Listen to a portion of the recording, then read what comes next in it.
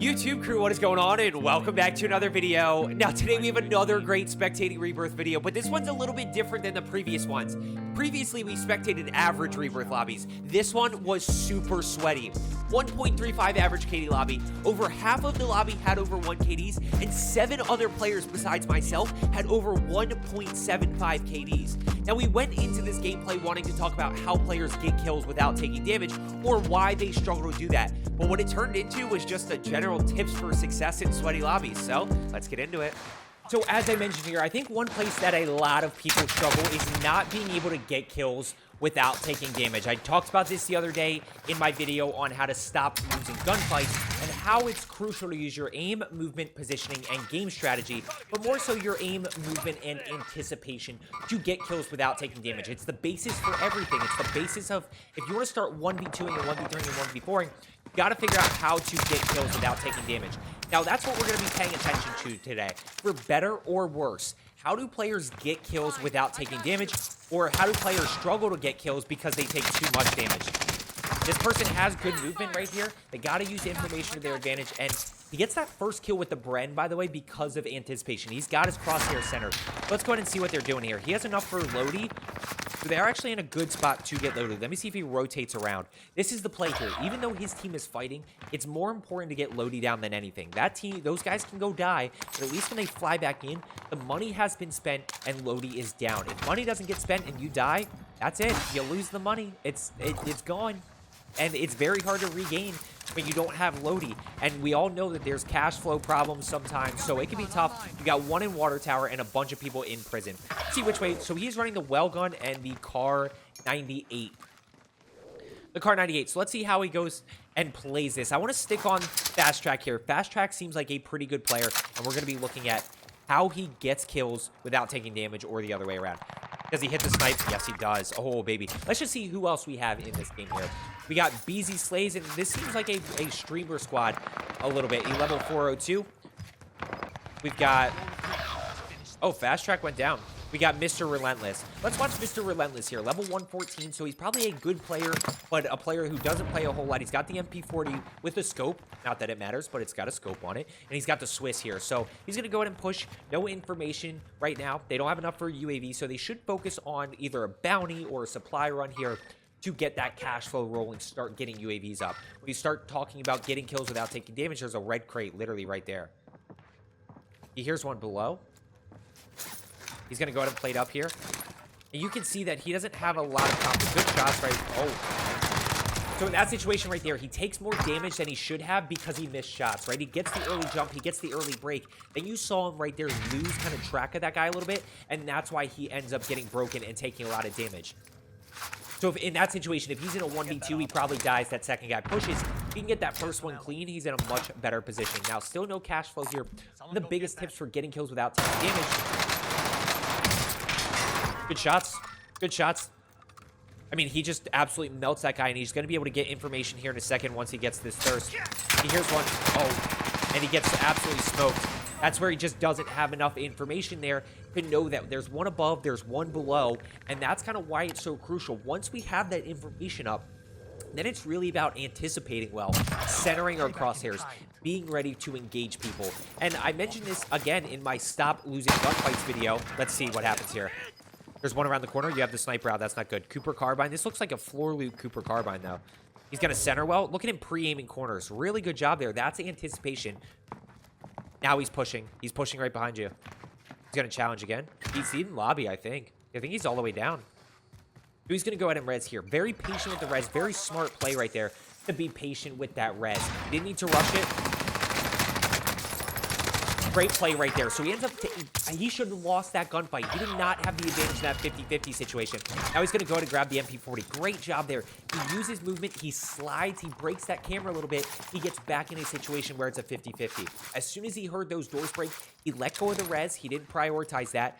Quick reaction to slide, and that guy gets sniped. Let's see if he snipes this guy. Good shot right there.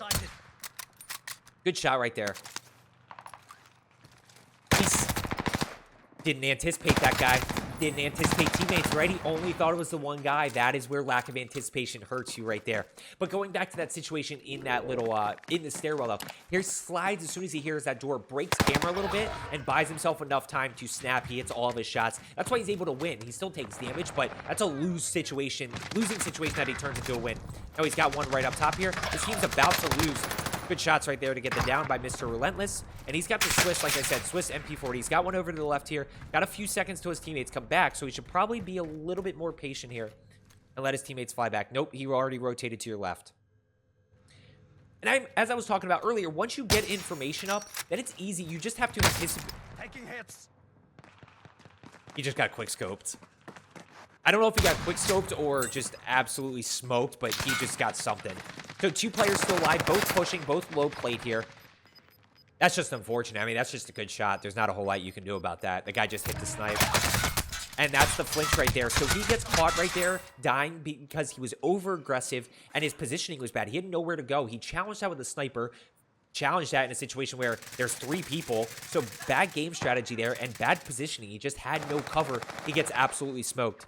All 4 of these guys, you can see all 4, 3 on the screen right now, and you have 1 down below by the shack. This team pushing all 4 together, so got to be really careful here. 1, you can see him right on the right side of the screen. He's about to push up into the little cubby. Mr. Relentless is about to go down. Okay, so let's go ahead and pick up this next team right here. And again, focusing on getting kills without taking damage or not getting kills because they're taking too much damage. We have 6 other teams, about 20 plus people. So we got Rusty over here. Let's see if he re-chows this. Okay, so he's going to chow to the left. Let's see, he's got stun over there. So he should go re-chow this immediately while he's stunned. That's good centering right there. Now, that's a little bit of a tough situation. He centered well and then had to adjust just because that guy ended up shifting right a little bit. That's a tough one because, you know, you're not anticipating that guy centering or being right there and shifting right. But he ends up hitting all of his shots. He should plate up here. What are you doing, Rusty? I don't know. Let's go rotate here. Let's go watch, not Cricket. Let's go ahead and watch, somebody else. He's running OTS 9 here. I hear people to the right a little bit. Let's go. Let's watch Tommy T here. 4 kills. We still have 4 other teams still up besides this team right here. And he's going to go ahead and grab this Owen gun. See how it is. See if he likes it. Cricket's getting absolutely smoked outside. And this team is rolling fairly close together. Oh, that's a tough peek right there, right? Cricket just got down right there. And Tommy takes damage because he re-peeks the same exact way. Like, that guy's just holding that angle, and as soon as anybody else peeks, he's going to go in and get that shot off. Now, he's got full plates. They don't really have cash flow again, so they don't really have any information besides Water Tower. He doesn't have perks. He died, and now he's back alive. Now he's going to go ahead and grab perks. He's rolling stuns and the C58 and Cold War MP5, so a little throwback here to some Cold War guns. He's going to check roof. And the only information they have is about people who have actually killed them. Mixed 1. Right here, this is a tough situation, guys, because you have no plates. He should probably rotate. If I was in this situation, I would slow down for a second, let my teammates come back. Somebody just quit, so they're in trio quads. Oh, good team shot right there. Good team shot. I'd probably rotate the buy station or rotate up and grab this satchel right here. You need to regain. You need to fully regain, get back with plates, get cash flow going again, start to get that info up so that you can then go figure out where you need to push. I'm always looking for easy kills. Players that they keep peeking the same corners, but they're not actually getting any intel about where people are. They're just kind of roaming right now, trying to find people. And that's what happens. Cricket ends up going down right there because he's not really sure where anybody is. So he's rotating the roof and he's putting himself in a bad position.